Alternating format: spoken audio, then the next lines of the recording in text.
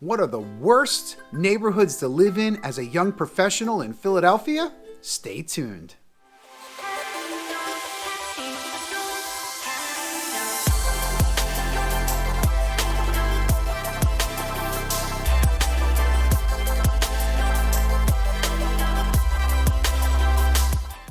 Hey everybody, I'm Gregory Martyr, your local real estate expert here in the greater Philadelphia area. In the city, out of the city, in the suburbs. We got you covered in Jersey too. We're happy to help you with all your real estate needs and all your information needs here in Philadelphia and living in Philadelphia. Give us a call, shoot me a text, send me an email anytime. We're glad to do it. Comment down below. And while you're down below, hit that subscribe button, click that bell notification. It really helps the channel and we really appreciate it.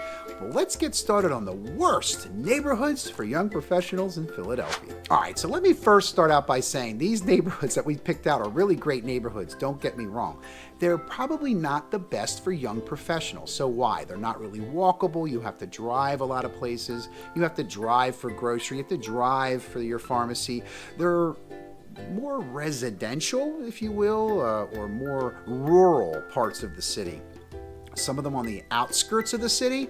So I want to be very clear to say every part and portion of Philadelphia is the world's greatest, but these aren't the best, the top for young professionals looking to live and work and have fun right in the same neighborhood. There's not a ton of different options in these neighborhoods. There is plenty of variety, but it's not ideal for young professionals. So let's get to it. All right, so we picked out 3 sections or neighborhoods of the city that aren't the greatest, and in no particular order. All right, number 3, we got Eastwick. So Eastwick is in the southwest section of Philadelphia, and it has a very, very low walkable score, and that's why we started with Eastwick, but it's really a great little neighborhood. It's very residential, and you do have to drive for grocery, drive for pharmacy, kind of like I mentioned. A lot of fun things to do. Not really super great for walkable and great for young professionals. You can walk to a couple of local parks in Eastwick, but it's a lot of driveway and garage parking. So if you like that and you like it a little more residential or rural, as I like to put it, it's the country of Philadelphia. And being in that southwest section of Philadelphia, right near the airport, you're also right near Delaware County. So you can have all the benefits of the suburbs without the taxes, especially Delaware County taxes, compared to the city. Not knocking Delaware County though. Great place to live, work, and eat. Did I mention eating? Well, Eastwick's got a ton of great restaurants. Comes in with a solid B on the crime scale, a lot of petty stuff. There's a ton of families. Most people own their homes in Eastwick. We got an average price point of only $150,000. Beautiful single properties in that $200,000 and $300,000 range. We can get you into a nice twin or a nice row home in that $100,000 and $150,000 range. Great little spot. Eastwick, Philadelphia. Got about 5,000 people living in that part of the city. Excellent bang for your buck as far as cost of living goes. Check out our cost of living videos. But Eastwick bringing it in as the worst neighborhood for young professionals, but a really great neighborhood as it is itself. All right, so let's go into number 2, right into number 2 of the worst neighborhoods for young professionals in Philadelphia. We got Girard Estates and Packer Park in South Philadelphia. All right, let me be very clear. South Philadelphia is a super spot for our best neighborhood to live in as a young professional. You know what? That didn't even make the list. We did a video on, check it out by the way, on best neighborhoods in Philadelphia for young professionals, and South Philadelphia didn't make the list. I wonder why. Look, we picked out a few. We'll keep doing some great videos for you. But these particular neighborhoods in South Philadelphia are not super great. Girard Estates and Packer Park, and not for any reason, except they're not really walkable. And South Philadelphia's got a ton of up and coming, ton of great options, ton of great restaurants, closer to Bella Vista, closer to the Italian Market, closer to South Street, if you will. But these sections of Philadelphia, you're getting really on the outskirts of Philly, near the naval base, if you will, or the naval, I should say the naval yard. Closer to Jersey. Not that Jersey isn't that bad, but you're more in a residential or rural section of South Philadelphia. You certainly could walk to a few conveniences, a couple of night spots, but in these particular neighborhoods, you're probably going to have to drive if you wanted to go somewhere else. Between those two areas, you've got about 18,000 people living there with a beautiful median price point right around $215,000. You get some great property in that couple $100,000 range. It's excellent in that high $100,000s and $300,000. Some excellent options for you in those sections of South Philadelphia. There are a lot of families and family homes and generational family homes here. There are fewer rentals, not to say there aren't a lot, but there are fewer rentals in these couple of sections. Definitely have a solid A on the crime. Some really petty stuff, nothing major. People even say, the people on the street, and you got to believe what they say, you could even leave your doors unlocked. Cars and houses.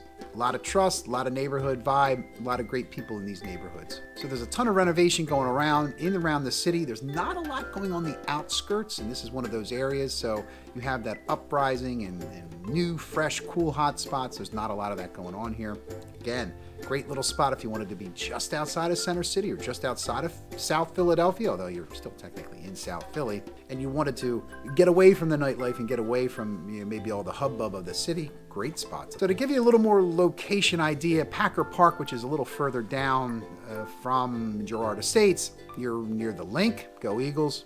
You're near Citizens Bank Park, go Phils. You're near the Spectrum, go Sixers. Trust the process. You're also near the home of the Flyers, okay?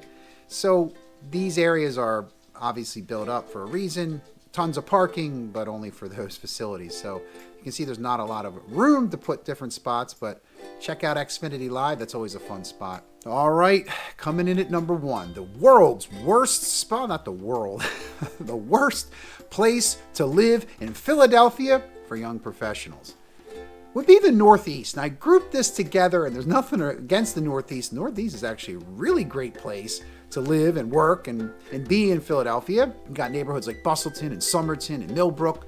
The Northeast isn't walkable. It comes in with a very, very low walkable scores. Tons of cool little spots. Check out some of our videos on that. But nonetheless, it's not ideal for young professionals seeking to have a walkable life, a walkable nightlife, maybe walk to work. There is public transportation. You could commute into Center City in about 20, 30 minutes, maybe 40 minutes. If you're driving your car, you're going to have to find parking in Center City, that is. If you're driving into the city for a commute, maybe for work, or you're going to go out for a nightlife. So it's not, again, ideal for young professionals, but it's a super, super spot. You got about 100,000 people living in this part of the northeast section of the city. The further you go outside of the city, the less walkable you get. If you could kind of follow me as a rule of thumb, beautiful average price point here, right around that couple $100,000 mark for $250,000. Get you some great opportunity in real estate, great rental market here, great for investing, tons of great families and tons of great people living in Northeast. Super duper spot in the city. Taxes are very reasonable. You've got a solid B on crime, not a ton of heavy hitting crime, not a lot of violent stuff, petty stuff. Some break-ins and so forth, but really a decent spot to live. Not for young professionals though, but no, young professionals are certainly welcome there, and there are a lot that live there as well. So I think you're getting the general consensus here of the worst spots to live in Philadelphia for young professionals, or those that want walkable. You pay a premium for where you can get to on foot. So if you're going to commute, you pay a little less. But what gets you $250,000 in the Northeast? We can get you a great 4-bedroom, 2-bath with off-street parking. That right in Center City, or maybe Washington Square West, or one of our old city, is going to get you a 1 or 2-bedroom condo, maybe a loft, maybe near Chinatown, to kind of give you an example. So Northeast, you're super close to major highways. There's always some great shopping centers and some great bargains on shopping. There's strip malls and so forth out that way. It's a great environment for kids. There's tons of parks. There's some larger parks. You got to drive to some of them. Some of them you can walk to, obviously, depending on where you live. But all in all, the Northeast is terrible for young professionals. No, just kidding. It's just not super walkable. Well, I hope you found this video helpful. I hope you join us on our channel and hit that subscribe button, click that bell notification, click like. You can click a text or click an email or give me a call anytime. I'm Gregory Martier, your local real estate expert here, local information expert in the Philadelphia area. Got you covered in the city and out of the city. Thanks so much for stopping by. See you on the next one.